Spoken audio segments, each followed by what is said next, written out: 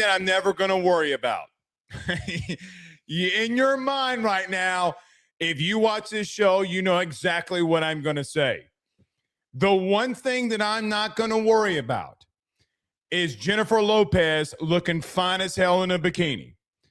The second thing that I'm never going to worry about, while Lane Kiffin is your head coach of the Louisiana State University Fighting Tigers, I'm never going to worry about Lane Kiffin bringing in a quarterback. As today, LSU was announced that LSU is going to be bringing in former Arizona State quarterback Sam Levit, one of the highest and literally on most services, the highest rated transfer portal quarterback in the entire country. A guy who has all 5 skill levels and all 5 skill sets. He is mobile. He is accurate. He's got a big arm. He can move. He can run. He's a really good decision maker. And you land on the top quarterback in the entire country. Tonight, we talk about Sam Levit as things are being put at rest, as Tennessee made a final push, and as Tony Vitello's teams did in the last games that he coached at Tennessee,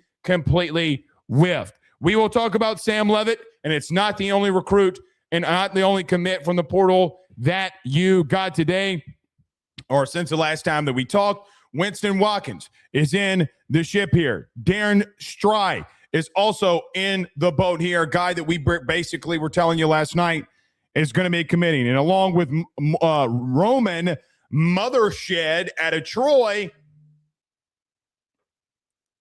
another wide receiver for the Tigers. But here's the real question. Now that you got your quarterback in the boat, and we'll talk about Sam Levit, where else do you go? You need offensive line, and I do not. As the great theologian Marcus Peters once said, I don't think you're done yet. LSU's still out there, and they're out there for some big offensive linemen. We will touch on that here today. Weston Davis has finalized his deal. Brandon, make sure you retweet it on. Okay. Weston Davis has finalized his deal to stay at LSU. We'll discuss on that. And Caden Durham tells Matt Zenitz of 247 Sports, as Michael Jordan once said, I'm back. So we'll get into all of that here tonight. Also, if you want to get involved in the show, you already know what to do. You can comment, send in super chats on YouTube. You can become a member on YouTube. We were waiting for Let the Day play out with Sam Levit so that we could discuss it here tonight. I'm assuming that you're going to want to be a member on the YouTube channel tomorrow, as we got some things that you and I need to discuss. So become a member on the YouTube channel. Send in the super chats if you want to be a part of the show here tonight. Every NYS Sports Show is brought to you by our good friends over at FanDuel. Download the FD Sportsbook app today. Use your mobile device when you do so. And if you're in the great state of Missouri as well, you can do that, as FanDuel is live in the great state of Missouri. You got the playoff games. You got one tonight. You got the NFL rolling. You got the national championship coming up this upcoming Monday, a week from today. You have the NBA. Oh, and by the way, college baseball is right around the corner. You could place all of those bets with our partners over at FanDuel. For any thoughts, questions, concerns, you go to FanDuel.com/RG for more details.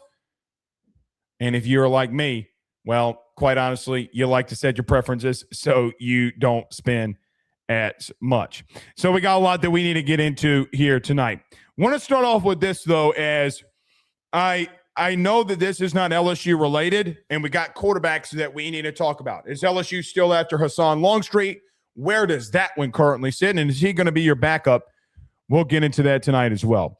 I wanted to make it a point to bring this up before we got rolling tonight. Is I'm not sure if a lot of you have seen the viral clip that after the playoff game that happened with Liam Cohen, the head coach of the Jacksonville Jaguars, and a reporter had a conversation with him telling him to keep his head up, that it was a really good season, and basically did what most reporters don't do. And I saw a lot of traditional reporters coming down on her.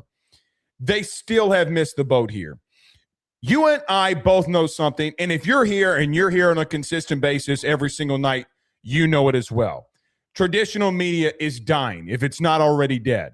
The biggest guy on ESPN is a guy who is an independent contractor and still is an independent contractor with ESPN and Pat McAfee. You have guys like myself and other people that are out there Like I think of my friend Chris Phillips of SEC Unfiltered. I think of Josh Pate, who is still technically independent. The way that people consume content, the way that people consume news is not by your traditional means anymore. Just because a longtime Jacksonville Jaguars fan said something to Liam Cohen and told him to keep his head up, you got all of these snobby and snotty national journalists that are coming after her. Traditional media is dead. And it's been dead for quite some time. You know, I think about the people who kept their noses up at me for a long time. Is really and truthfully, we were pretty much the first independent media source for you around LSU. We were the first podcast that really got out there. And there are a lot of times that people come at me and ask me, how did you do it? What do you do? Whatever. Be consistent. It's not that difficult. Build relationships. But traditional media is dead. And listen, there are a lot of parts of me that once and always does things that are unconventional. What we do here is unconventional. It's not the norm. But the norm is not the norm, and our world and society has dictated as much. So to whoever the reporter who talked to Liam Cohen, the Jacksonville Jaguars head coach, and told him to keep his head up, and you have national media people looking down on her, shame on you. Y'all suck. And the reason that she's going to start kicking your ass is because of what she just did. Fans tune in to post-game press conferences. You know why they don't go up to you and they go up to the guys that are independent media? Because we have conversations with the fans. We talk to the fans, and we're not bigger than them because we are them. At the end of the day, majority of the media is fans of the team that they cover. Newsflash. Newsflash. Whatever little bullshit that they're trying to pull, there's a reason that traditional media, with all due respect, and look at it from an LSU perspective, they're not beating us. They're not beating us. People don't trust you because they don't know you. You wouldn't want me shooting in the pen, or you wouldn't want me throwing in the pen. You wouldn't want me shooting in the gym. They don't know you because you keep your noses up at them. And you're going to continue to get your asses absolutely smoked by guys like me and others because they don't know you and you keep your noses up at them. Like people around our local media saying, oh, those little podcast guys. Well, I make more money than you. More people know who we are. And you're in a dying business that no one tunes into.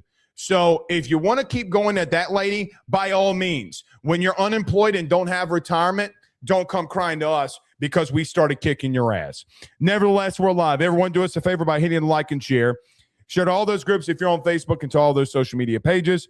You're watching us, listening to us on YouTube. Like, subscribe, and notification bell. Every AYS show is brought to you by our good friends over at FanDuel. All right.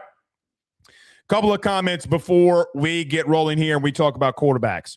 Antonio with a $10 super chat says, Blake, it is a great day for Tiger Nation. QB gods answered prayers. Your take on the O-line and current O-line potentials still in the portal. We are going to have a massive segment about that tonight. I'm not trying to throw off your question. You are not done along your offensive line. You're just not. I think that there are multiple guys, some that have just recently entered the portal and some that potentially by Friday could get in the portal that you will be after. You're not done.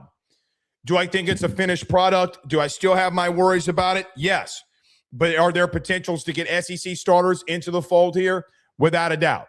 You're potentially after some more depth pieces, and you're rebuilding that room. We will talk about that in great detail. But it is good to get Sam Levit, and the question is, will you get Hassan Longstreet? Take Flight Nola with a $20 super chat. Says Lane gave us our swagger back in one off season. Here's the outright truth. I've seen Lane Kiffin and his staff, and some of his staff that has not been here full time because some of them have still been going to Ole Miss during their playoff run. I feel like that I have seen more effort out of Lane Kiffin and his staff in 3 weeks out of this transfer portal than I've seen in the last 3 years under Brian Kelly combined. Brian Kelly would have never hopped on a plane. He never would have gone to Jacksonville to meet with a kid to be his quarterback. They put all of their chips on Garrett Nussmeier, and they missed. Quite frankly, they missed. But they are doing everything humanly possible to put the best team forward that they can for you, for me, and for everybody. And you and I both know, look, the biggest thing about Kiffin has been he doesn't recruit. Well, I don't know of many coaches that would get on a plane and go land their quarterback like he did, because your last administration would not do that. The truth of the matter was, offensively speaking, if we just go back to it, and I'm not trying to be rude to the old staff, your old staff got pushed in a locker a lot of times in recruiting. A lot of times. You would get some big name guys committed and you were never able to hold on. Is all of that on them? No, it's not all on them. Some of that was because Scott wouldn't allow them to have the money that they needed to have raised. And by the time they got to that and they let Austin Thomas come in, it was way too late. But the bottom line is they've done more in 3 weeks in reference to getting money, raising money, spending money, bringing in talent than Brian Kelly has, if I'm just being blunt on the entire situation. So, yeah, you're starting to get your swagger back. Sam Levit definitely has swagger. Lane has swagger. Charlie has swagger. And you're bringing your swagger back at LSU that, quite honestly, has been missing for quite some time. All right, one more, then we got to get rolling here. Actually, we'll take 2 more. Not Flight says, thank you for everything you do, Blake, with a $20 super chat. Good day to be an LSU Tiger, without a doubt. Without a doubt. It definitely is. And listen, man, the question starts becoming, who are you going to be in 2026? And you're not finalized yet. All right, last one before we get rolling. Take Flight Nola again with a $10 super chat says, do you think we still get Hassan Longstreet? So, Take Flight, we're going to be answering that question. Literally, we're about to go to a break. We're going to be answering that. We're going to talk about Sam Levit. We're going to talk about Hassan Longstreet. We're going to talk about all of it. So just stay tuned with us right now. The one other thing that I need y'all's favor for before we get rolling is our good friends over at Red Stick Financial have some big-time news. We've been telling you about Red Stick Financial and how they can help you in your home for financing needs. We've been telling you how Ryan and Sheridan absolutely dominate this market, and they have changed the lives of so many homeowners. Now, they are nominated for the Advocates Best of 225 Awards, and they need your help. I need you to help them because they deserve it on everything that they're doing. Head on over to votebatonrouge.com. That's votebatonrouge.com and click the Finance tab and then the Home Mortgage page. When you see the Red Stick logo, the big and bold on the page, you cannot miss it. We need all of you to go over to votebatonrouge.com, finance, home mortgage, and click and vote for our good friends over at Red Stick Financial. Vote for your favorite local businesses every single day until January the 23rd. And remember, if you go local, you go Red Stick. Let me get to a quick break. Let's talk about quarterbacks. We do that next. Stay with us. He will sell your house and find you a new. Well, Tyler's the man, he's here for you. If you want to buy or sell, well, it's not too late. Dial 955-0008. Just call 955-0008. Y'all call Tyler, he'll shoot you straight. Hey guys, I want to tell you about our good friends over at Red Stick Financial. They're your local residential mortgage broker located right here in the heart of Baton Rouge, Louisiana. At Red Stick Financial, they find the bank that works for your particular set of needs to purchase the home of your dreams or refinance the current one. They truly are your partners in this process, and they pride themselves in helping individuals and families with one simple goal in mind, and that is to make home financing approachable, attainable, and stress-free. They are licensed in all Louisiana, Texas, and Mississippi. So from Amarillo to Meridian and everything in between, they have you covered. Red Stick Financial brings you creative, customized solutions, and they don't believe in the one-size-fits-all when it comes to loans. They even have special options for mobile and manufactured homes located in a flood zone and stated income financing for those of us who are self-employed borrowers. If you or someone you know is looking to buy a home, refinance an existing mortgage, or simply want to know what options are out there for your future, Give Red Stick Financial a call today at 225-407-9250. That's 225-407-9250. Or check him out online at redstickfinancial.com.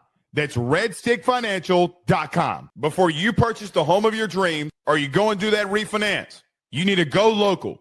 Go Red Stick. We're back. All right. So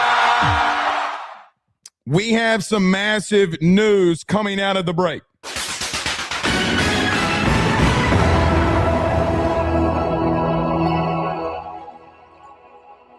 Former Arizona State quarterback Sam Levit, it is over. Ladies and gentlemen, you got him. As Sam Levit has signed to be the next starting quarterback of LSU.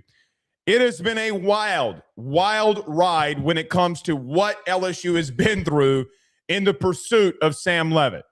Sam Levit enters the portal. A lot of things going on in Arizona State. He got injured this year, which we will discuss about his injury in just a moment. But you brought in Sam Levit for a visit. We all saw him. We saw him at courtside for a men's basketball game, sitting next to Eugene Wilson, who is now part of your wide receiver room, along with Whit Weeks. We also saw him sitting next to LSU head coach Lane Kiffin. As we discussed last night, and we'll discuss again today, a lot of these things that happened throughout this entire process were completely chaotic, but when it came down to it, you landed the guy that you wanted, and you were able to bring him into the fold. You know, parts of me wishes that we would go through the story, and I'll just go through it quickly here. The ride that we have been on in landing QB1 has been one not for the faint of heart. It has not been of one that you look at and say was an easy process at all. Did LSU probably and more than likely and allegedly talk to Damon Williams behind the scenes? Yes. Were they shocked just as well as all of us were that he actually said after signing a deal with Washington that he was going to be entering the transfer portal? Also, yes. But all of this process, when that happened and Damon Williams announced that he was going into the portal and LSU being involved, Miami being involved, and everybody being involved, Oregon included, to get them and get Damon Williams and get his services, it changed what things were going on with Sam Levit, and it almost cost you. Sam Levit, after his visit at LSU, leaves and heads to Tennessee. And your head coach did exactly what he needed to do. The way that went down, and let's just be blunt for just a quick moment, the way that things kind of got screwed up a little bit with Sam Levit on campus when you were talking to Damon Williams as well could have completely backfired in your face. But you got to give him a lot of credit. Lane Kiffin saw the guy that he wanted, knew the guy that he wanted, and he just didn't take no for an answer. As on Friday, he got on a flight, as he got on a flight Friday and flew to Knoxville to go land his starting quarterback, and a guy that I know that he believes is going to be one of the best, not only quarterbacks in the SEC, but a guy that they think could be one of the best quarterbacks in the entire country. You go to Knoxville, you sit down with him, and by the way, financially, it costs you. But you're able to land him. And I want to pause right there for just a moment. You know, for quite some time, everyone has been asking, what is it going to take LSU to be able to win in the NIL era? Well, when things happen, being able to say, listen, man, we want you. We want you to be your quarterback, and money not being a factor here. No one pushed you in a locker. No one shoved you in a locker when it came to finances. And that's what every LSU fan now looks at this and says, oh my God, thank you, Jesus, because that had been a problem for you under the Brian Kelly era. You never lacked funds. You lacked organization. You lacked structure. You lacked the overall institutional control to be able to do what you just did. And you go into Knoxville, in the backyard of Lane Kiffin's former team. I know he was only there for a year, but you go into their backyard while he's in Knoxville, and you go into their trap and take over their trap, because clearly they wanted Sam Levit just as much as you did, because they try to make a push for him at the end of this as well. So all of this has not been for the faint of heart. And Sam Levit leaves Knoxville. He goes to Miami, doesn't stay there long, flies back to Arizona. And then the real pursuit took hold and took over. And LSU and Lane Kiffin and Charlie Weiss and Billy Glasscock did exactly what LSU fans expect them to do. You identified and what a lot of people and a lot of services dictated as the best overall quarterback in the transfer portal, and you didn't take no for an answer. In reference to Sam Levit, who now has signed a contract with LSU, what are they getting in him? And we have been talking about him for days. When right and when healthy, we will talk about the injury in just a moment. Guys, you see what he can do. You see what Sam Levit can be, and you know what Lane Kiffin does and Charlie Weiss does offensively. He is a guy that can run away from people. He can run away from people in the SEC. Well, Blake, how do you know? Well, I got him doing it against Mississippi State when his offensive line was completely trash and he was under pressure the entire game. I see him in a playoff game versus Texas with multiple first-round picks in the front seven, and he's running away from them, scrambling for his life, picking up first downs, and going into overtime with a team that they had zero business being able to go into overtime with. We've seen him make the big throws. We've seen him be deadly accurate. We've seen him do a lot of the things that Lane and Charlie want him to do already at Arizona State. And I bring up a quarterback that Lane has done this before with. His name was Jackson Dart. And I know that there's been comparisons about Jackson Dart. I don't think they're the same player. Jackson Dart is bigger. He's a little bit more physical than what Sam Levit is. But I think Sam's got a lot more speed. It kind of reminds me of the philosophy of what they would do like a guy like Trinidad Chambliss. But what you're getting in with Sam Levit is a guy that's got a massive arm, highly mobile, and that can run Lane's system. High tempo, high octane, short, deep, intermediate passing game, and a guy and a quarterback that can utilize his legs in the run game, that when things break down, he is not just going to sit back in the pocket and be a statue, which is what you had last year, being completely honest. A lot of people believe he's the best overall player in the transfer portal. Does the injury worry me? It does. But when healthy, Sam Levit has shown every single trait that you would want. Why NFL GMs and why you as an institution fell in love with him. He can make all the throws. He can be deadly accurate. He can run and make throws on the run. He knows what it's like, and he's got the swagger that this place, and this is something we haven't discussed, Sam Levit has the swagger that LSU needs. He's not going to take no for an answer either. In reference to the injury, does it worry me to a lot of extents about the Sam Levit injury in reference to Liz Frank? It does worry me. Do I think that there's something that we're going to have to monitor throughout the offseason in the spring? Without a doubt. But there's one thing that I've said in this entire process, whether it be when Lane first got here, when the portal opened, and even now. Lane has never been bad, ever. Charlie Weiss has never been bad at identifying quarterbacks that can flat out play in their system. Name somebody they missed on. You can say Jackson Dart. Jackson Dart's a first-round pick, and quite frankly, look what he did against you. Look what he did against Georgia. Look what he's done against teams. Jackson Dart won 30-plus games in 3 seasons at Ole Miss, and when they got that ball rolling, guys like Trinidad were able to establish themselves because of everything that Jackson Dart built off of that. I'm never going to worry about what they do and who they are and the structure that they have at the quarterback position. The question I have is, what did they do and what did they see and what did the medical show when Sam Levit came into town? Because if they had any whiff that he would not be able to come in here and play, I think that they just ultimately would have moved on. But that did not happen. It didn't happen. And there will be things inside of Sam Levit's contract, from what I'm told, that if he doesn't play or the foot is a problem, they're not going to have to pay the total amount of what they got there. And I think a lot of teams had that provisions for him to keep a safety net up for them, which is just smart overall business and a smart thing to do. But guys, I really feel like that they are comfortable with where this thing sits with the injury, and I'm going to trust them. I am 1,000% going to trust them because they don't miss there. The one thing that they don't do is miss at the quarterback position. You can say, well, Blake Alston-Simmons early in the year.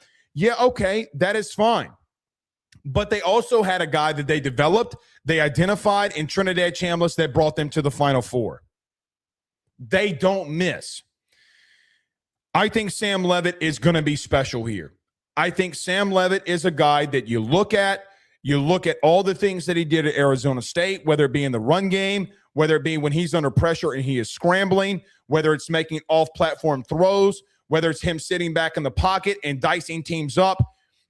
You have seen the high quality and high octane that he can produce on a football field. You utilize that with the resources that LSU is going to put around him, because I think your wide receiver room is flat out filthy. When you're bringing in guys like Trey Brown, you're bringing in J.C. Brown, Eugene Wilson. Are you able to get anything out of Nick Anderson? Oh, by the way, you have arguably the best tight end in the country in Trey'Daz Green, who is a matchup nightmare for everyone in the country. You have the speed on the outside. You have the big bodies, and you're bringing a guy that I think everybody is missing on right now from Hawaii in Jackson Harris. You bring in multiple big bodies on the outside. You bring back Harlem Berry. You bring back Caden Durham. You bring back Weston Davis. You bring back these pieces that you think that you can utilize and that you feel very strongly about that you can set up in year one under your offense. And the best thing is you have multiple years to work this out with Sam Levit. This is not just, and if it is a one-year thing, then that means he really hit. But this is a multi-year thing that you can get the most out of Sam Levit to be one of the best quarterbacks in the entire country. When you look at Sam Levit's game, when you look at what Lane Kiffin wants to do, when you look at what Charlie Weiss wants to do, it fits perfectly. There's not another quarterback that I think that has a level of experience, maybe outside of Brendan Sorsby, but that has the experience that can run Lane Kiffin's offense that fits it the best. Guys, they're not going to ever have a statue-level quarterback. They're just not going to do it. And it also gives you the ability to compete and to compete right now. Barring the circumstances and barring what we find out in reference to Sam Levit's injury, bringing in a quarterback like him makes you a team that everyone looks at and says, can they be a contender? And a couple of weeks ago, and people that watch this show religiously will remember that I said this because we brought it up over and over and over again. You know, everybody had a lot to say about Lane Kiffin before the transfer portal. Oh, he left his team. He's not letting his coaches do this. He's not letting his coaches do that. That all was a lie. And you had all of this circus from the national media that was surrounding you. And the thing that we discussed then that now is starting to play out that you bring in Sam Levit is now teams start looking at you and say, well, if he is healthy, what in the hell could Lane Kiffin at LSU in year one pull off? Because you went out and got a lot of very talented receivers. You're not done along the offensive line, and that will be a big question. But you're also retaining the number one running back in the country in last year's class in Harlem Berry, and you're bringing back a matchup nightmare for people in Trey'Daz Green. Question becomes, what can you be? I think if you're getting the Sam Levit of Arizona State, you're getting a guy that can lead you to the playoffs, a guy that can run, be mobile. Some of the throws that he makes off platform are absolutely ridiculous. He is a fantastic player. I think that he could work himself into not only being one of the best quarterbacks in the SEC, the country, he can work himself into a top 10 pick. I think he's got that level of ability. That is the reason why he is the number one player in the portal on most services, and that is why people are so high on him, even with the injury. It's going to all revolve around how is he able to rehab that? How is he able to sustain that? How is he able to move forward? I think that the ability that he has, guys, bar question, he is arguably right now the or one of the best quarterbacks in the SEC. He does exactly what Lane and Charlie want to do. Can you get the most out of him? I think that 1,000% Lane and Charlie will. I think this injury thing is going to be fine. I know it worries a lot of people. I have zero worry right now about Sam Levit. I have zero worry right now about them doing their due diligence. And I have zero worry right now that they don't feel extremely confident about where he sits with his injury.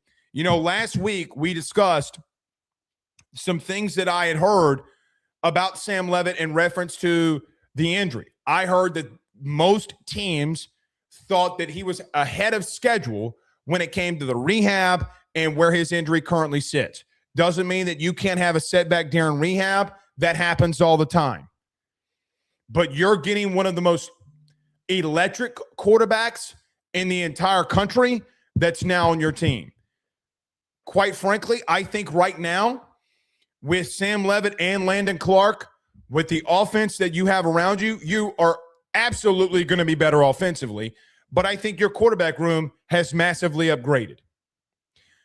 I don't also need to know about this kid's toughness either, because I know that he has it. Guys, he was playing and beat a playoff team in Texas Tech with a Liz Frank injury.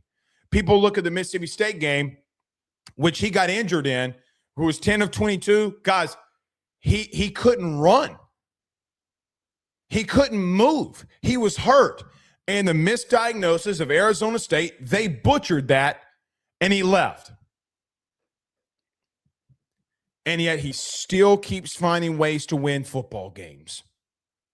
He's a highly tough guy. He's a competitor. And I think that this is the Sam Levit and Lane Kiffin, Charlie Weiss coming together party is like peanut butter and jelly. It's like hand-fit glove. It's not going to miss. And you know that I don't like come out here making definitive statements. But you see what this kid can do. We posted a video on Twitter. You've seen Sam Levit play. You know the high level of athleticism that he has. You know the big arm that he has and the accuracy that he has. Can you put it all together quickly will be the question, and I think that they can. Speaking of quarterbacks, we talked about Landon Clark. The second part of this is going to be what's going on with Hassan Longstreet.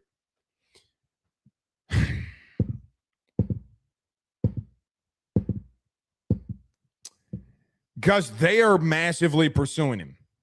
And I don't know how this one's going to play out. I don't. Because I think the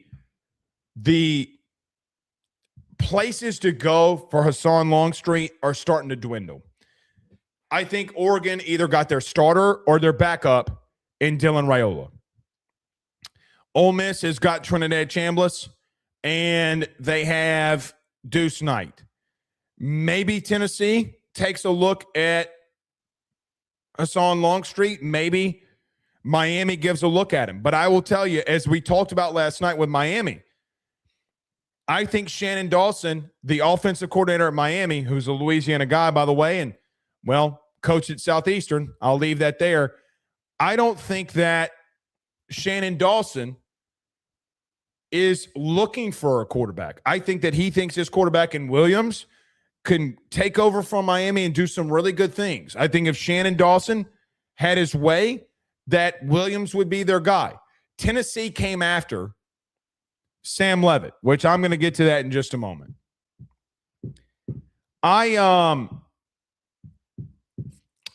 It's going to be interesting. Do I think LSU would pay him a significant amount of money to be the backup? Yeah. Do I think that there is a chance in what LSU is telling him, hey, man, we don't care. Come in here and beat out Sam Levit. Because he's not going to be here during the spring. So if he's not here during the spring, that means you and Landon Clark are going to battle this thing out. Come play, come get some competition. Could he go back to USC? Sure. Very likely. He could go back to USC. Who knows what happens there? It's going to be interesting to see what happens. I do not know what is going to happen there. What I will tell you is LSU did a great job at recruiting him.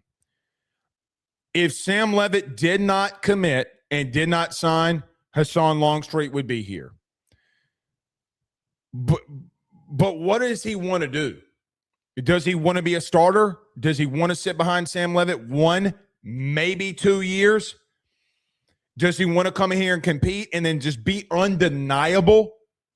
You know, if he comes in here and Sam Levit's unable to go in the spring and he goes off, then what? Then you got a competition. LSU is still after him. And through this couple of day dead period, we'll see. I think the kid wants to play.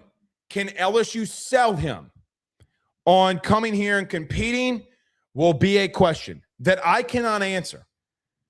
But you went all in on Sam Levit, and let's see what Hassan Longstreet's gonna do. This is an opinion. Do I think LSU can do the unthinkable here? Without a doubt. I think that they can do the unthinkable.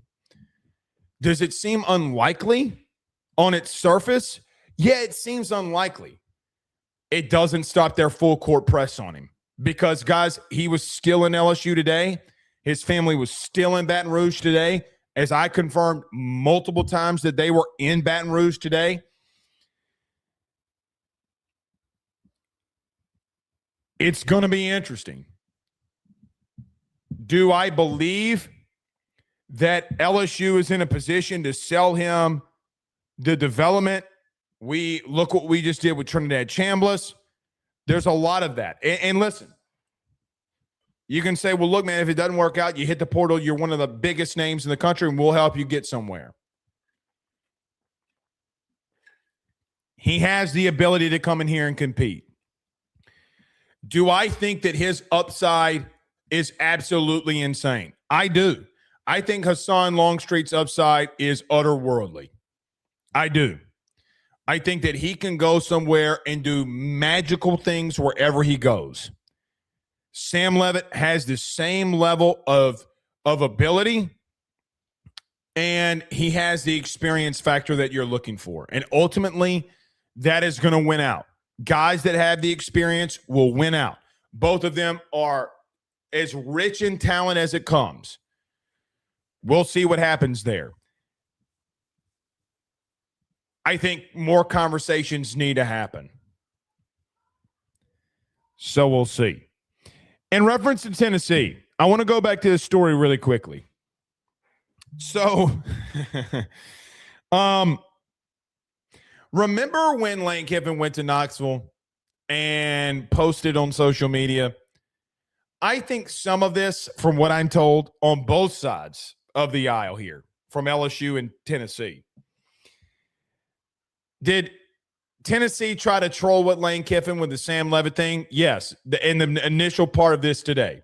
So today, Sam Levit commits to LSU, and financial agreements had been agreed upon. And Tennessee's still talking to him. Is it a shot at Lane Kiffin to kind of make things a little uncomfortable for him? Yes. Whereas the Levitt camp listening? Without a doubt. But if you're Josh Heupel, Lane Kiffin walking off into Knoxville and stealing a guy that you're massively after probably doesn't go over well. It probably is not going well over with his fan base. And if you look at social media, it hasn't gone well with his fan base at all. At all. So you have a sitting coach in Baton Rouge, a team that you got to play this year. They walk off into Knoxville after screwing it up and still beat you out. What does that say about you? What does that say about Josh Heupel? That Lane Kiffin can this whole situation on its surface looks like it blows up. And then Lane goes into Knoxville, where a place they hate his ever-living guts. And 16 years ago to the day, 16 years ago to the day, Lane Kiffin gives the infamous speech about him leaving Tennessee to go to USC. 16 years ago to the day, he's getting a quarterback that you wanted and shoving your head coach that's currently there in a locker. What Lane Kiffin and Charlie Weiss and Billy Glasscock just pulled off is absolutely savage. Them being able to go through this entire Sam Levit situation, go into Tennessee in Knoxville while he's on a visit at Tennessee for the Volunteers and Josh Heupel, and him still want to be at LSU is arguably one of the biggest indictments on Josh Heupel that could happen. It also tells you what people and quarterbacks think of Lane Kiffin versus Josh Heupel. And they try to come in at the midnight hour. They try to come in at the crack of dawn and throw a Hail Mary and missed. But LSU's not going to be denied. Tonight, we'll talk about some other players that, quite honestly, I also think that they're not trying to be denied on. With that being said, it is the most savage move you could have if you're Lane Kiffin to walk in someone's trap, take a guy from their visit, he's become a Tiger, and trolling Tennessee fans while it's happening. I hope they don't throw golf balls at him again. I really don't, because I'm sure that they're going to be very mad. But it's an indictment on your head coach that LSU walked off in there and put boot to ass. Belt to ass happened here. I am utterly excited about Sam Levit. I think he's going to come in here. I think the injury is going to be fine. I think we'll look back in that and say, well, glad that Lane Kiffin and the medical staff were able to identify that everything was okay there. And I think this kid's going to come in here and flat out ball out.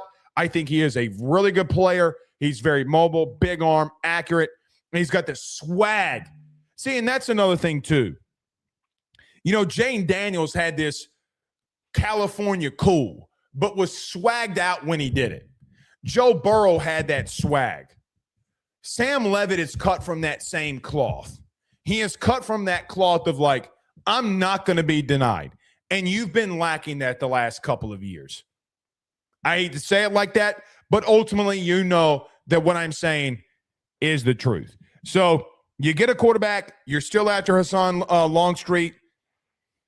It's going to be difficult. Is it impossible? No. But if LSU is able to pull off the unthinkable, guys, this would be otherworldly. All right, let me get to a quick break. When we come back, some players that you're still after, some offensive linemen that you're still after. We will talk about that next. Stay with us. Guys, let me tell you about our good friends over at Grand Slam Heating and Air, where your comfort is their top priority. At Grand Slam Heating and Air, they promise to provide customers with high-quality HVAC service at an affordable price while ensuring the homeowner peace of mind. From their office to your home, they guarantee the best hassle-free experience around. Efficiency and comfort is their game. Let them make your home Grand Slam today. At Grand Slam Heating and Air, they're offering their annual maintenance plan starting off at $18.75 a month and also doing those $99 tune-up promotions. They provide free estimates for system and ductwork replacement, as well as offering financing to get the job done with no money up front. From Baton Rouge to Hammond to Covington, they're all around. So what you need to do today, give them a call at 225-380-9065.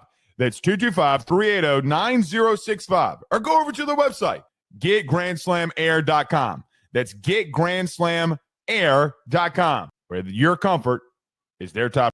When your business, your farm, or your equipment needs fuel, you need someone that you can trust. At Crump Fuel, they deliver quality gasoline, diesel, and lubricants with honest service and local pride across South Louisiana and South Mississippi. From construction sites, marinas, convenience stores, and trucking companies, all the way down to generators and everyday operations, Crump Fuel keeps you rolling. Crump Fuel is family-owned and family-operated. With high quality and dependable delivery, they're always going to bring that competitive pricing. Call Crump Fuel today at 985-229-4976 or visit them over at crumpfuel.com. That's 985-229-4976 or visit them at crumpfuel.com today. Crump Fuel, where they're fueling the Gulf South in the right. Guys, I want to talk to you about our good friends over the Drake Williams Law Firm and Drake Title Company. Are you facing tough times due to an injury from a car accident, navigating the complexities of divorce, or purchasing a new home? At the Drake Williams Law Firm and Drake Title Company, they understand the challenges you're going through, and they are here to help. The lawyer team of Ernie Drake III, Ryan J. Williams, and Summer Vignair, along with Morgan Daniels, have the experience and proven track record to give you that peace of mind. Give them a call today at 985-386-7600. That's 985-386-7600 to schedule a free consultation at their brand new office located in historic downtown Ponchatoula. They're also doing a special, the AYS special. If you're refinancing or closing on a home in Southeast Louisiana, request the Drake Title Company to handle your closing. If you mention Blake Ruffino and AYS, you're going to receive a $400 discount on title fees. Again, give them a call at 985-386-7600. Let them know that Blake Ruffino sent you on by. We're back. Some guys that you got committed today / last night. Let's start off with the inevitable. Is Winston Winnie Watkins, the wide receiver who is a cousin of Sammy Watkins, the big-time wide receiver that went to Clemson and obviously had a massive NFL career, has committed to LSU. Guys, last night, just to tell you what I think about Winnie Watkins, number one, you need to go watch that Oklahoma game and watch this young man go off. It does not surprise me that Winnie Watkins, his playing time went down as soon as Lane left the building, but a guy that is a very high-octane wide receiver, can play the boundary, can play the slot, and is somebody that Lane Kiffin absolutely loves. I'm not going to have to say anything. What I suggest that all of you do is go on over to YouTube after the show, not right now, and go look at the words after Ole Miss went on the road to Oklahoma this year and put belt to ass, and Winston Watkins going up against a former five-star safety in Peyton Bowen, going up to him in man-to-man coverage and whipping that candy ass like he's mid-90s The Rock when he's the double undisputed champion, and laying the rock bottom smack down on that candy ass like he did all game. This kid's going to be a baller. Now, there haven't been a lot of players, actually, at the current moment. There's only been one. But that LSU has brought over from Ole Miss, they love Winston Watkins. Guys, he can play the slot, and he is very dynamic. He's a very good route runner. He knows the system, which is going to give him an advantage above all of these other wide receivers. They identified a guy that a lot of people passed over for God knows what reasons. But he's already come into the SEC, and when the moment was biggest for Ole Miss, whether it be the Oklahoma game or a couple other games that he got some catches on critical third downs, he performed. None bigger than on the road against a playoff team in Oklahoma where he's catching a long fade route on a guy that's going to hear his name called in the first 2 days of the NFL draft for Oklahoma. Or when he's going across the middle versus Peyton Bowen, the former number one five-star safety in the country, and whipping that candy ass. They're in love with him. And I go back to Lane Kiffin's words in the postgame when somebody brought up Winston Watkins to him. And what he said then, and I'm sure what he would tell you right now if we had him on the show, would be that Winston Watkins is a guy that they think is going to blossom and be a game changer in the SEC and be a game changer for you. In his postgame, and I'm paraphrasing here, Lane said it was the viral joke about him saying, you know, Winston Watkins is going to be a great player. He is developing right in front of our eyes. And he goes, oh, shoot, I'm not supposed to say that because someone's going to come pay him and get him into the transfer portal. Ironically, the person that did that was Lane Kiffin because he leaves Ole Miss and he comes to LSU and does it. Instant day one starter, potentially in that slot. At worst, and I mean at outright worst, he is a rotational piece for you year one, but I think that he's going to come in here and explode. This wide receiver room, I've seen a lot of you talking about this, that, oh my God, we're bringing in so many receivers. Guys, do you not, have you not watched an Ole Miss football game? Like, I bring up the Oklahoma game as an example. Do they run a lot of 11 personnel, meaning one back, one tight end? Yes, they do.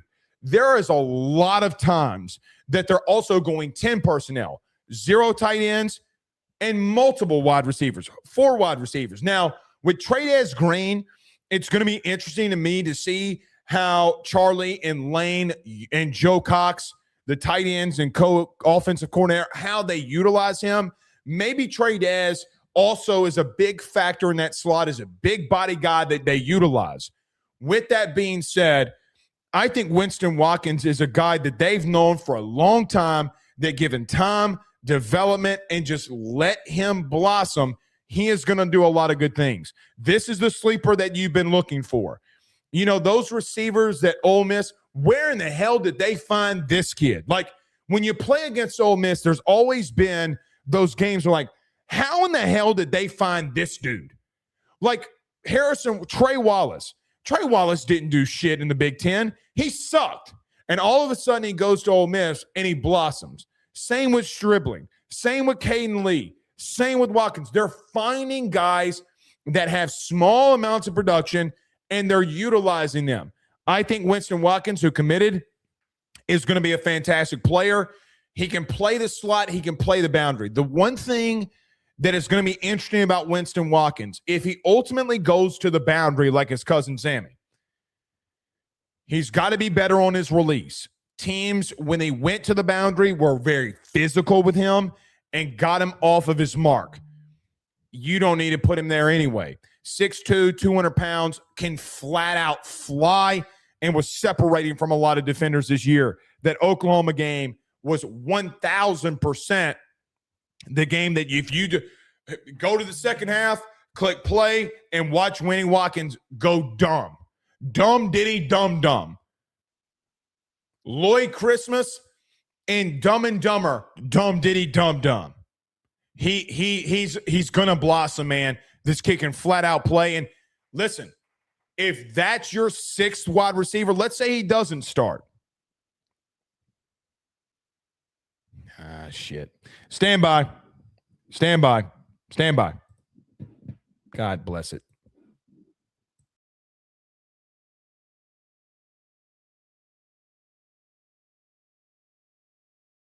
Let's just say, for an example, that he does not start. We're back.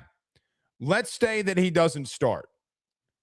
He is a guy that, as your 5th, 6th wide receiver, he can flat out play for you, man. And here's another thing, too. Guys, I could make the argument right now. Actually, I'm going to make the argument right now. Since Lane Kiffin has become your head coach, I think now with Sam Levit, maybe you could talk about the quarterback position potentially being in that room. There's no better room that you have decimated. There's no better room that you've decimated and then rebuilt that I am more high on this wide receiver room. Well, Blake, you brought in 72 of them.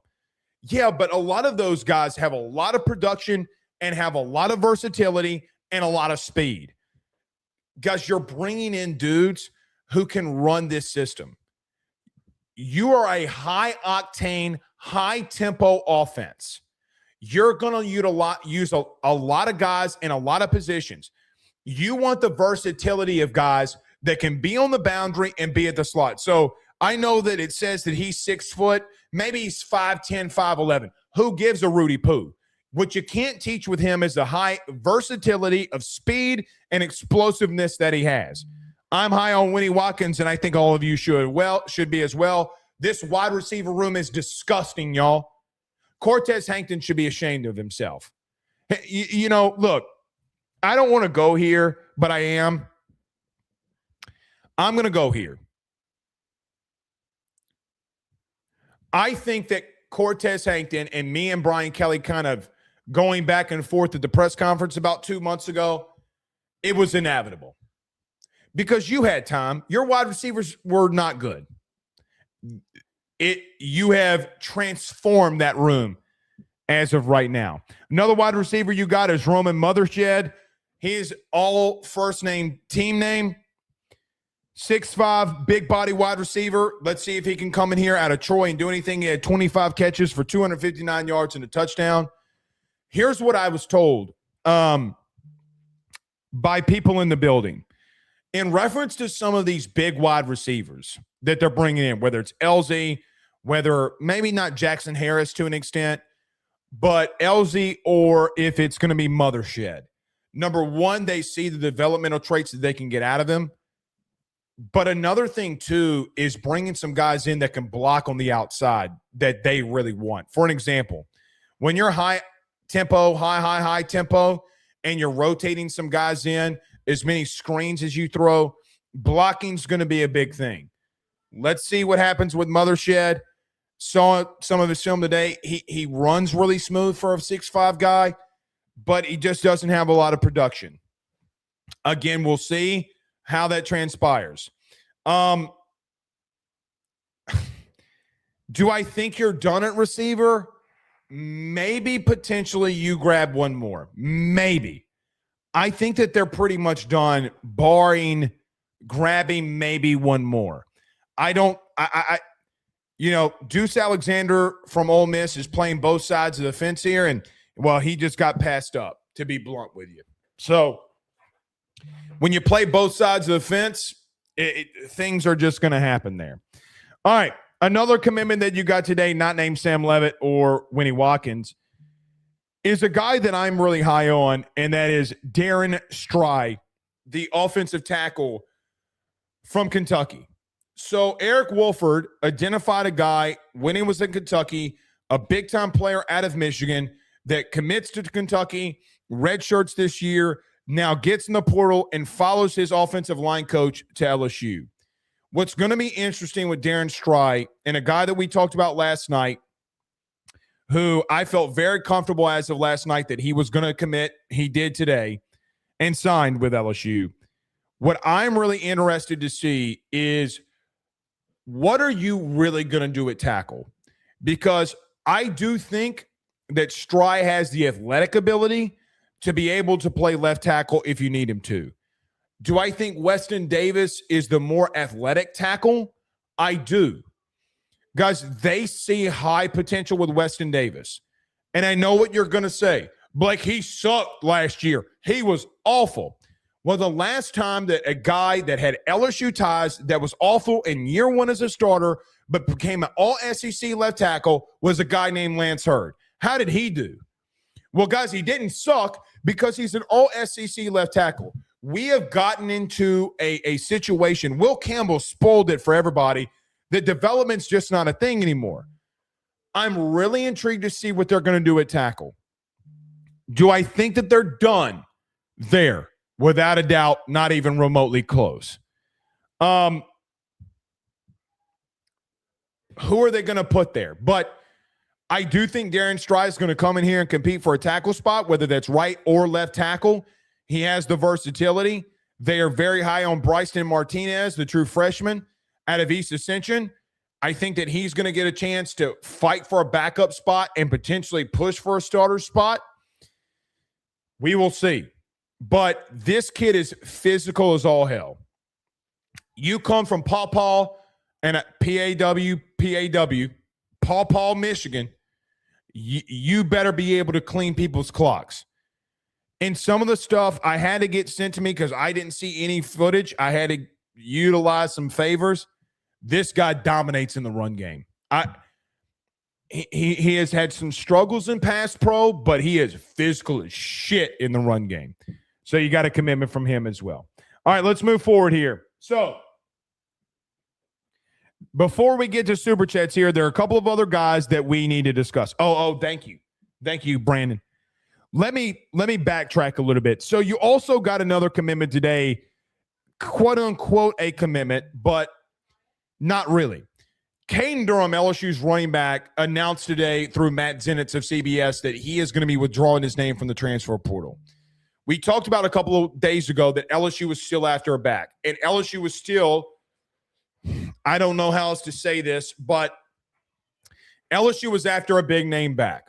From multiple sources that I have talked to, LSU was after another big name back. One that I think that would have, if entered, would have really turned some heads. We're going to leave that be. I think some things have gone on where that guy's probably not going to enter the portal. We still got till Friday. We will see. With that being said, LSU did circle back to Kane Durham as of yesterday.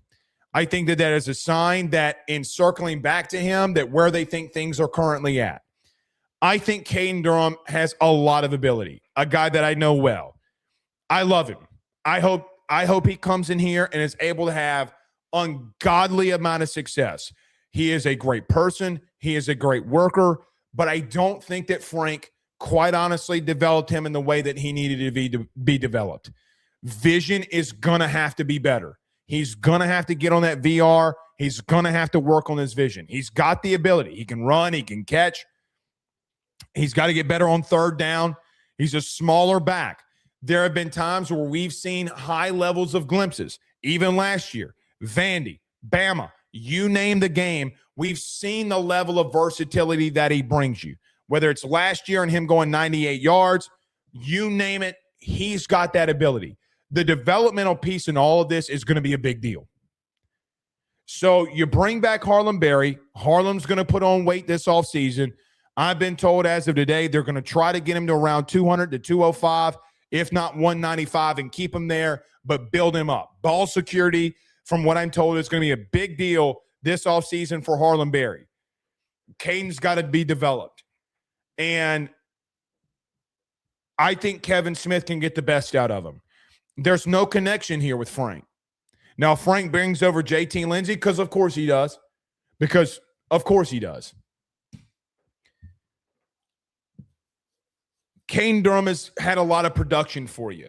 The real question here is he going to be able to put it together?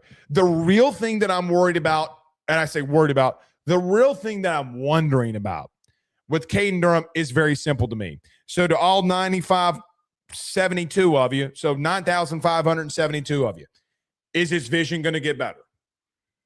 Because that is where he's lacked. He runs into the back of his O-lineman really bad. Do I think, and here's the thing that we haven't discussed at all. You know, I have a good buddy named Stan. He brings this up to me a lot of times, and I agree with him. So I'm going to give him a shout out on it. He talks about schematics in the run game, and I think that he's right. Does Caden Durham, who's been under an offensive system, and Joe Sloan and Brad Davis in a run game that's sucked, does he benefit off of scheme change? And that's going to be a big deal here too. The offensive line is the offensive line is the offensive line. We'll talk about that in just a moment. But I think it's going to work. I do. I think Kevin Smith's going to get the most out of Caden Durham. He can be a comparable backup, and him and Harlem rotate here as some of these young guys get developed. Vision. And I do think the scheme change from Charlie from Joe Sloan, guys, let's just be frank, Joe Sloan sucked. From Joe Sloan to Lane Kiffin could be an absolutely massive one. So I'm glad that Caden Durham is back. I think he works harder than anybody. It's just vision. Can he find it? Will be a question. And here's another thing too. Multiple backs for Frank over the last 3 seasons have come in, had high production, really good vision, and lost it. What in the Ray Charles is going on? Because Stevie Wonder could see that Frank's backs have gotten worse when it comes to vision. Whether it's Caleb Jackson or Caden Durham, that has been a problem in Frank's development. What is the one thing that Kevin Smith, who has been at Ole Miss and Miami, what are those backs that have been under him, what have they gotten better at? Vision. So like Jesus going down the path to Nazareth of touching people and them clearing their blindness, and I'm sure Kevin Smith isn't going to like me comparing him to Jesus, but their vision's found. Guys, Frank has not been a good developmental coach. Is he a good you got to have the connection to New Orleans. Guys, having a New Orleans connection hasn't done shit to you for a run game. And being on the field is where it's been. And unfortunately, that's where the game's played. So they've gotten worse. Can you find the vision? That will be the question here. Let's move a little bit more. So Damon Wilson, the edge rusher out of Missouri, is someone that we've talked about the last couple of days. I really wish things would have gone a lot smoother here with him. It didn't. As we discussed last night, man, I just didn't feel good about it at all. And as we talked last night of me not feeling well about it, I don't feel well about it again today. He's seeking money that he's probably not going to get. Now, there's a team out there that will pay him the money he's looking for, and that is Miami. They feel good about Rutherford. I just don't. They feel good about Ross. Sterling Lucas feels like that he's got a gem, and Jaylen Brown. They're just not going to exceed their value. And sometimes these things are going to happen. Guys, I've been told that he's seeking $2.75 to $3 million. I know that there's a number out there of 2.5. I think LSU would have done that. I've gotten really close to it. I think he's trying to get to that 2.75 to 3. That has been an asking price. I think that the people that represent him, at least to some people in the media, have not been silent on that. And I say this all the time, screenshots never die. So he's not going to get that. Do I think that Miami will give him the 2.5 to 2.75 because of what they do along their defensive line to replace a Ruben Bain, Mesidor, Lightfoot, and what I still consider in their pressure packages at their star with Keontae Scott? Yeah, I do think they'll pay him.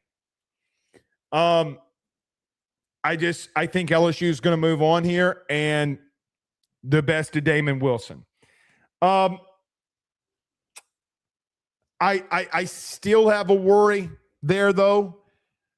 You have not been able to get home with 4. And can Jordan Ross, can Gabe Rutherford coming out of injury, can Jaylen Brown, can they find a way to be molded and developed to where they're in a position where they're able to get home with 4? It's something that you're lacking. You lacked a lot of last year. I like Jack Pyburn. He's a really good defender in the run. He can't rush the passer. Patrick Payton, the same. High octane, got all the ability. I wondered the level of care with him. And as the film got broken down, I do worry about the level of care. I still think you need a guy that can get after the quarterback. Here's what I'm holding out hope for. Sterling Lucas has done a fantastic job the last 3 years at identifying guys and gems, developing them into guys that can get after the passer. Dylan Stewart, we all know about that. Kyle Kennard, that he found out of nowhere, that people were just like, who in the hell is this? And there, Brian Thomas Jr. I'm holding out hope.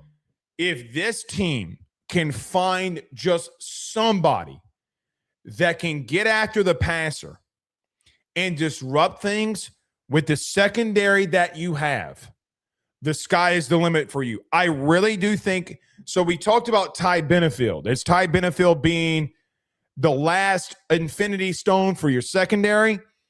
I think the last infinity stone for your entire defense is finding a guy on 3rd and 7 with the game on the line that can put his hand in the dirt and whip up on some candy ass from a tackle and get to the quarterback. You got to find that guy. You were a top – so during the offseason, I know that we had a viral clip in reference to me saying I think that your defense under Blake Baker this year, when I look at their talent, it's a top 30 unit. Well, they did better than that. They finished 27th. So I was a little bit wrong, but accurate. I thought your edge room would be able to get home a little bit more. They didn't. if you want to take that next step, it all is going to be benefacted on the edge guys getting home. Here's another thing. The interior of your defensive line, however, I do think is going to be better in the pass rush standpoint with Steph Green, with a couple of the guys that you brought in, like Malik Blockton, Lamar Brown, Deuce Gerald, Richard Anderson. I think you're going to be better at rushing the passer from the interior and be better in the run game there collectively. Don McKinley. Is Jordan Ross going to live up to the ability that everyone in the country thinks that they're going to get with him? If he does, guys, you can have a top 15 unit defensively. Comped with what Lane and Charlie want to do, sky's the limit. This is what I'd say too. It's hard to replace a Mansour or Delane. It's damn near impossible. The number one corner off the board, yes, spare me. But I think DJ can get there. I think PJ can get there. Is it hard to replace AJ Halsey? It is very difficult to replace AJ Halsey. I think Ty Benefield is the steal of the portal at safety. I don't think it's close. I don't. The person who identified him and brought him in, well, ask Saban how he does things. I think you got a steal there. You have the ability with multiple 5-stars along your defensive line, whether it's Ross, McKinley, what can Steph Green, who was a top 100 guy, what can Malik Blockton, who really did well for Auburn last year. A lot of these guys have shown glimpses of outright specific talents that benefit what you need. Can you put it all together? Because if you can get to the passer, guys, you can be a top 15 unit. This team this year, I don't want to hear Vandy. I don't want to hear A&M, because there's always going to be games where teams just score on you. It's going to happen. Look at Miami. Look at Miami. Just with a little bit more offensive output, this defense can do wonders, and I think that they are. All right, a couple more things before we get to Super Chats here. Let's talk about what we're going to be needing to talk about over the next couple of days. The offensive line. Guys, I don't think LSU is done there without a shadow of a doubt. Now, a Louisiana guy who went to Ole Miss with Lane Kiffin, Devin Harper, went into the portal today. As we've been doing this entire process, this is how we're going to start off with that. Let's just keep our eyes on it. Let's keep our eyes on Devin Harper. Is the ties very much overwhelming there with him? Without a doubt. I'm keeping my eyes, and every time we've said keep our eyes out on, I do think you get in the fold there. There's a guy we need to talk about along the offensive line that LSU can't miss. That is Delano Townsend. Townsend is and was the left guard for Ole Miss that started 13 games for them this season. You got to go get him. If Michigan wants to pay him X, you pay him Y, and that Y exceeds that X. If Michigan wants to pay him Y, or whoever in the hell it is, Ole Miss included, if they pay him Y, you pay him Z. You got to go hit him. You got to go get him. As much as I focused in on Townsend today, he is your left guard right now. You need one, go get him. They are high on some of the guys that they've brought in. If you were to bring in Townsend, whether we'll see what they do at tackle. They think it could be Stride. They think it could be Davis. You have your anchor in Braylon Moore. There are some thoughts about Solomon Thomas. I do not believe he's going to get in the portal. We will see. With Alex Atkins going to Missouri, we will see. Let's wait until the portal closes on Friday for all. I think we are okay there. I'm never going to say 100%, ever. Am I like 96.2% sure? Yes. There's still some percentage points out there that maybe he hits. I don't know. But let's just hypothetically say Solomon Thomas is there. Who's at left guard? If you gave me a unit of Davis, Stry, Moore, Thomas, Townsend, I think that you're going to be clearly better along your offensive line than you were a year ago. William Satterwhite is someone that can play the guard position. And here's what I'm just going to say that I think just needs to be said. Are a lot of you worried about LSU along their offensive line right now? I'm sure you are. Do you have the right to be a little worried about where LSU sits right now? Probably. Here's where Blake Ruffino sits. There's something that I know that we're just not going to be next year. You're not going to be 16th in the country in rushing. You're not going to be 127th in the country in rushing. I know the level of worry that you had. But if you're able to get in for Delano Townsend, God forbid you're able to land him, and you got Stry at tackle, you have Weston Davis, and you're praying to God that he takes a massive step in development in year 2. You bring back your anchor at center in Braylon Moore, and you retain the number 1 interior offensive lineman coming out of last year's class in Solomon Thomas. So you have a 5-star, a top 100 guy, another 5-star, your center and anchor in Braylon Moore, and a guy that has massive experience and manhandled dudes against Miami and sprung Kawan Lacey for a long run that gave him a touchdown. I think that you have not only a better offensive line, or not even I think that you don't only have a solid offensive line, I think you have a better offensive line. And you're not going to end the season dead last in the SEC in rushing. How many horrible teams were in the SEC last year? I think of Kentucky. I think of South Carolina. I think of all of these teams that were highly unproductive. And you know what? All of them ran the football better than you. You can't get worse than what you are right now. And that's the pill that you need to swallow. Are you in the place that you need to be along the offensive line? No. I'm going all in on Townsend. If a team offers him 500, I'm giving him 6. If a team offers him 6, I'm giving him 7.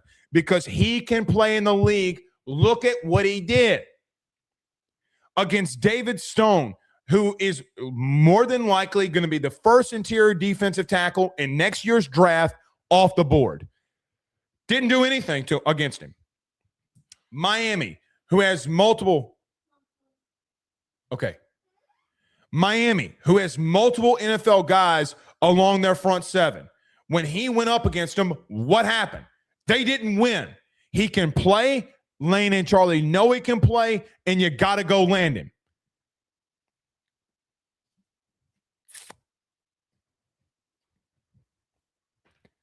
I'm going to keep my eyes out there. You're in a battle. Win it.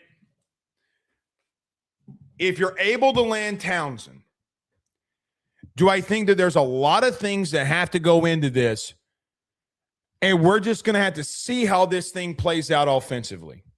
Yes. Do I think that you're better and are going to be better along your offensive line and not going to be pussyfied?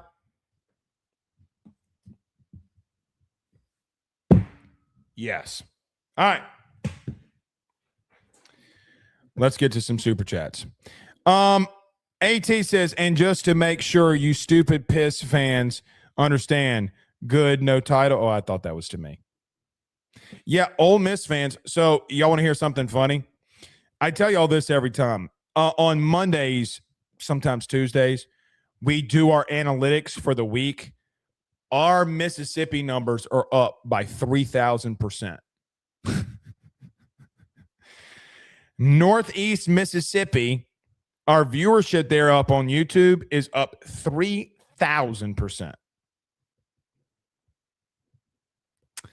Funny how that works out. Let's get to super chats here before we get out of here. So take flight. I'm pretty sure we answered your question about Hassan Longstreet. I don't know. Are they trying to do the unthinkable? Yes. Are they going to be able to? I don't know. Fred, with a $10 super chat, says women's basketball took down Texas. Baseball number 2 preseason. Lane dominating portal. It's a great week to be a Tiger. Yeah, big win for Kim and company last night. Big time win. Good for Kim and them because they've been struggling last couple of games. I think this LSU baseball team, I've seen them 4 times. I've said this. And once we get out of this portal, we'll start talking some baseball here. I think this team's flat out good. Of course, it's Jay Johnson. Baseball caveat. Baseball sidebar. I was told Jay Johnson was at the facility at 1:30 a.m. this week. He's getting prepared, man. He's getting prepared. I think you're going to be really freaking good. Josh with a $5 super chat says, in Cameron Parish, if they don't land Longstreet in Cameron Parish, okay, thank you for telling. Where is everybody watching from tonight? If they don't land Longstreet, do you know of any other quarterbacks they're looking at? And random question, Blake, how tall are you? I am 6'2". People say I'm not. I will get a measuring tape for you. It's not that difficult. I'm 6'7". I don't. Would they need to pivot somewhere else and get a third? Yes. Where I don't know who that guy's going to be. They are trying to land Hussein Longstreet. That's going to be tough, man. They could do the unthinkable. You know, as of right now, they were trying to get through this Leavitt thing, and well, we'll go from there. We'll go from there. I'm going to check my text messages right quick, just to make sure we didn't get anything.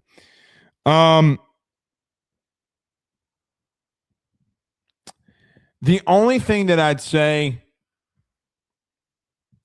is I do think Miami is potentially could get in the fold, and USC has not stopped recruiting him. Could he go back there potentially?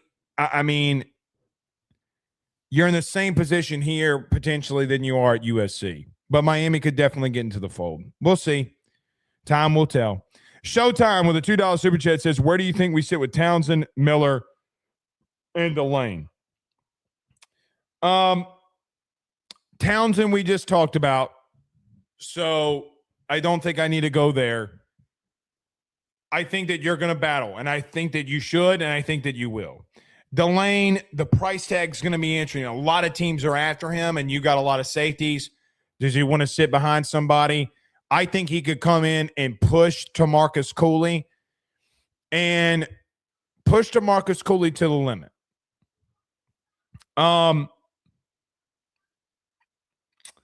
I think he'd beat TaMarcus, to be completely blunt with you. But we'll see. Is there interest there? Yes. Will LSU fill it out? Yes. Are you in a position right now where you feel like you're going to land? Not right now, but we'll see. Landon with a $5 super chat says, go Blake Ruffino, all BS aside. How concerned are you of Levitt's injury and keeping it out of spring football into fall? Not really worried, because they've done their due diligence there. I've been told multiple times, like even when it looked like he wasn't coming here and all of that went down, I was like, well, guys, I mean, in reference to the injury, a lot of people think that he's going to be fine there. A lot of people have done their due diligence. The spring thing, here's what I'd say about the spring. A lot of people don't go through spring anyway. You're going to have a really good summer. You're going to have a really good fall going into it. You're just going to have to. And you're going to have to live through maybe some early growing pains, probably. But I think you're going to be fine. It doesn't worry me. It doesn't worry me at all. Clayton with a $10 super chat says, the Sam Ellinger, we're back, is hysterical. We're back.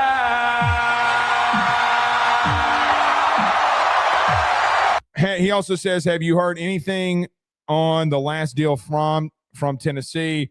Any chance it'll make a difference with Sam Levit? No. He is officially signed with LSU, and it's over, as Trip Block says, according to Pete Nakos, it is officially signed. It is. Clayton also says that so thank you both for sending in super chats, and yes, it is hysterical, and yes, he has signed. Clayton sends a $5 super chat, says the Sam Elliger "we're back" is hysterical every time. Ole Miss fans' heads exploding right now. I called about 25 to 30 players from the portal. Yeah, and look, again, I've tried to explain this, but people aren't understanding. I don't get how you know what? It's probably because I'm not articulating it well enough. You have got to, LSU fans, listen to me. You have got to reframe your mind when it comes to recruiting. Right now, you had 30 plus players exit. You're trying to bring in 30 plus players from the portal around there. You bring in 14 from the high school ranks where you had a lot of seniors. You're not remotely close to hitting the 105 scholarship limit. With the House settlement case, the big federal college football settlement case, you're moving to 85 scholarships to 105.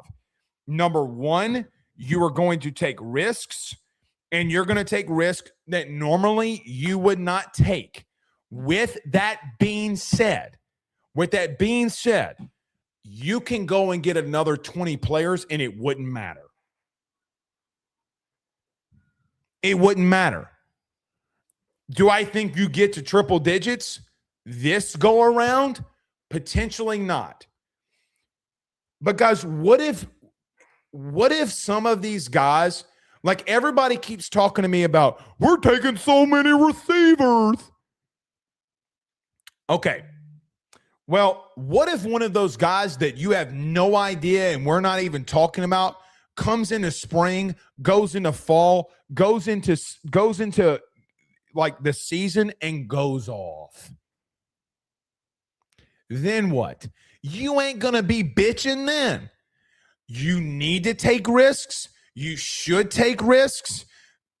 There is a thought that some of these guys along the offensive line is exactly what they're doing with some of the starters from the SEC that they're trying to bring in. Take risks. You have the ability to. If you got to give them $50,000 in revenue money, who gives a flying shit? Who cares? Take risks. You got to refrain some of your mind. So we'll see. Goldberg sends a $10 super chat. Says, think about all the reps and experience Landon gets in the spring while Levitt is still healing, without a doubt. And he look, he can come in here and flat out ball out. He very much could.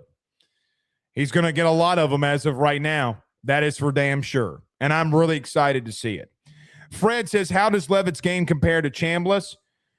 Chambliss is a little bit more seasoned. Just because of where he's at, but around the same. Mobile. He is bigger. He's not as thick, pause, as Levitt is, but around the same mobility. I think Levitt might be a little bit faster than him. When healthy, he's a little bit faster. Needs to put on some weight. Get to 210, 205, 210, he'll be fine. But he's a really good thrower, man. And listen, here's the truth too. He had no protection. You know, I want my offensive line like I like my condoms. High level protection. High levels of protection. So around the same, got a lot of the same traits. Don't do it the same, but got a lot of the same traits. General Grievous with a $5 super chat says, with the way Kiffin's been recruiting, do you think the boots locked down? Also concerning all those 5 stars next year in Louisiana, how many do you think we get? I don't know.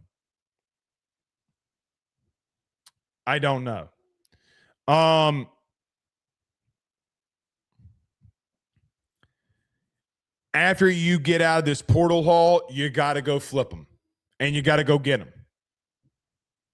I think that you're going to at minimum miss one, and I think that's going to be Elijah Haven. But you have Pop Houston, who fits what Lane and company want to do a little bit more. So, but yes, Eddie, A lot of them fit that system. Jewel, come here. We are on the show. So if you're coming up here, you gotta sit here and be quiet. Come on.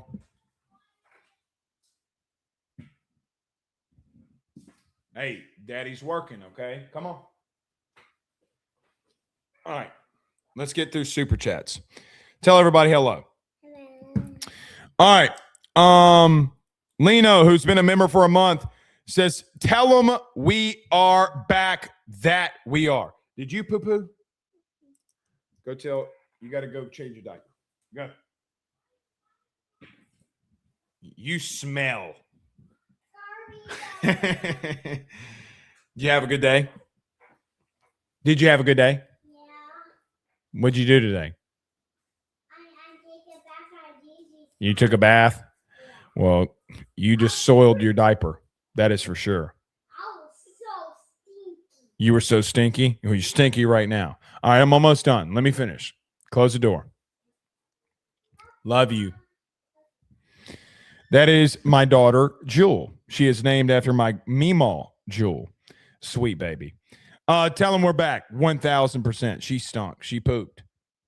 She came to me to change a diaper. She dropped a load off in this thing.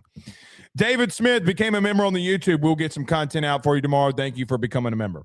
Stephen Young says, embrace the villain role with a $5 super chat. Says, worked out well for 2001 Miami. You got to embrace it because no one likes you.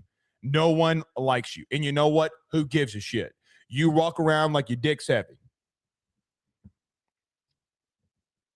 You do.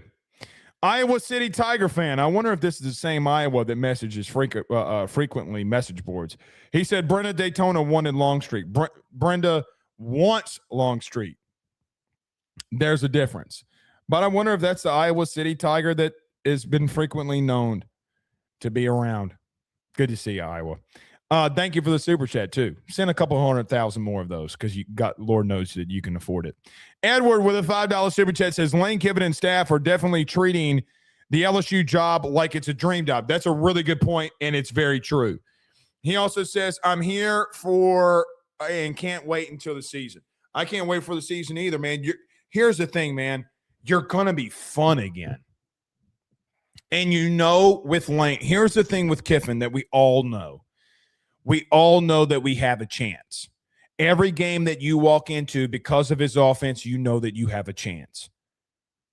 With the defense and the money that you're spending, you have more than a chance. Guys, can you compete for a playoff year one? I don't know.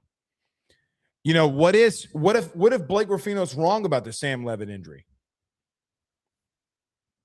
What if I'm wrong? What if everybody who did medicals on him was wrong and Landon Clark's your quarterback? Then what? It's a very interesting question.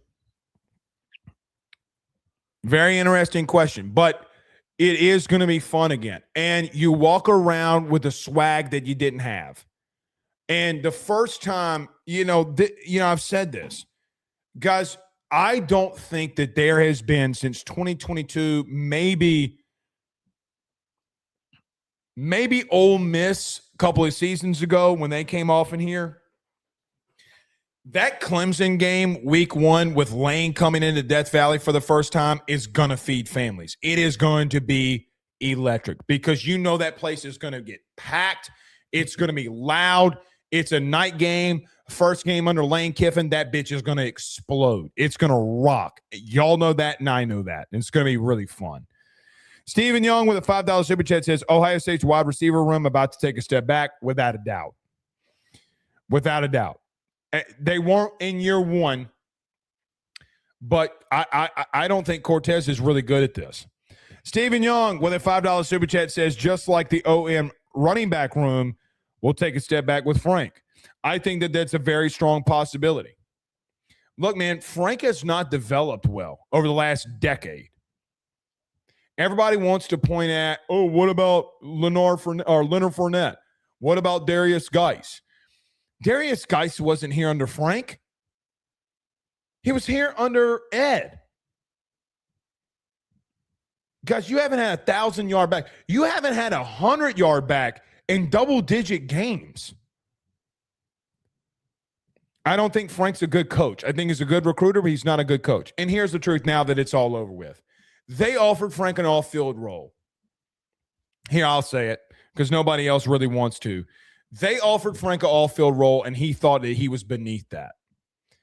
Out the door, he screwed some people over. And here's what happens. Frank has a lot of friends and a lot of relationships. And I understand that. And he has it with the media that's been around here for a while, that's been around here since 2012 and 2013. The problem with that is that when you have that, you can't be objective. Just because he's giving you shit and giving you sourcing doesn't mean that what's happening on the field is working. He was the associate head coach and recruiting coordinator. He failed. He failed. What part do y'all not get about that? And he screwed some people over on the way out. That's not an opinion. Guys, let me tell you something. They burned friendships on the way out at a high order. And let me tell you what I'm not going to do. What I'm not going to do is come out here and lie. So can the truth be stretched? Because there are always things going on behind closed doors, without a doubt. But there are a lot of things that happen with that are factually incorrect.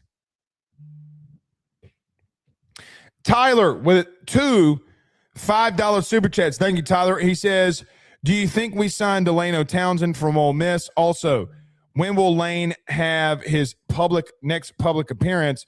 And your troll game on X is pure cinema. Keep it up. Thank you. I don't know about Lane and his next public appearance from a media standpoint. Townsend, you're going to get in a battle there. I think that they're going to go after, and I hope that they land because you need a starting left guard.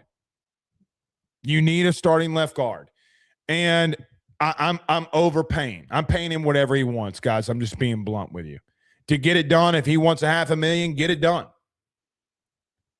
Get Gordon and get it done. You need a left guard, and he can play in the SEC. We know that. Go after him and go land him. David Mitchell with a $2 super chat says Fournette made Frank a lot of money. A lot of money. Guys, Frank has been the associate head coach and led things when two head coaches got fired at LSU. Y'all think he's some other like worldly guy. He's not. Mr. Terps with a $5 super chat says, Blake, you need to make chat subscribers. Only that way Ole Miss fans got to support channel. We don't do that. We made a pact a long time ago that unless something's getting very egregious, we let it roll, man. We let it roll. We're going to continue to let it roll. I get it. Y'all don't like it. Ignore them. Ignore them. They're guys, as someone who gets massively trolled all day and yelled at all day, ignore them. Just ignore them. What are they going to say? You know, we blocked somebody the other day because they got it racial. You make it racial in here, you're blocked. And we report you. And, by the way, we have screenshots that we send to YouTube that ban you from commenting. C. Murder with a $2 super chat says, what about this kid from Southern Miss? The linebacker, I haven't. I'll dig into that. I haven't heard anything about that from an LSU perspective. Jay Johnson. Stephen Young says with a $10 super chat, Jay Johnson is elite at recruiting, developing, and coaching the game. Elite, just the best, without a doubt. He literally is the best, without a doubt. Stephen Young also says a $5 super chat says, can LSU get more of the Indiana O-line to enter the portal? Those guys are dominant. They can. They can. Guys, I'm telling you, they really like Jacoby Jones, the kid from Colin. They love him. They like him a lot. Question's going to be is can he come into the SEC and do stuff? Like, can he have – if he has a Damian Lewis type of transformative game here, then you have two guards that can dominate if you land Townsend. And then you still have Solomon Thomas, who's the number one interior offensive lineman coming out. Waylon says, I'm late, but any worked in the D line from Missouri? No, I think LSU is going to move on from that. He's asking for too much money over value, and I just don't think he's going to get it. I think Miami would be the only team that will do it. Tiger Vibes, our good friend from Twitter with a $5 super chat, says, Blake, we got our dog back, brother. Any chance, any final more major surprises? Love you, man. Major surprises? I don't know about major surprises. Do I think that you're still going after guys in the portal? Yeah. You're not remotely close to being done. You're just not. And I think that I'm going to be a minimum. I think you're going to land 5 more minimum, potentially. We'll see how it shakes out. Tiger Boy with a $5 super chat says, from the 615-612, can we still add a bruiser in the portal? I feel like we need a big back. You definitely could. You certainly could. You know, the question is, with bringing back Caden Durham, do you do that? And can one of these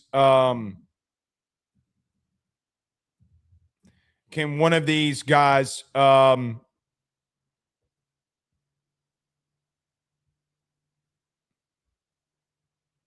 can they do it?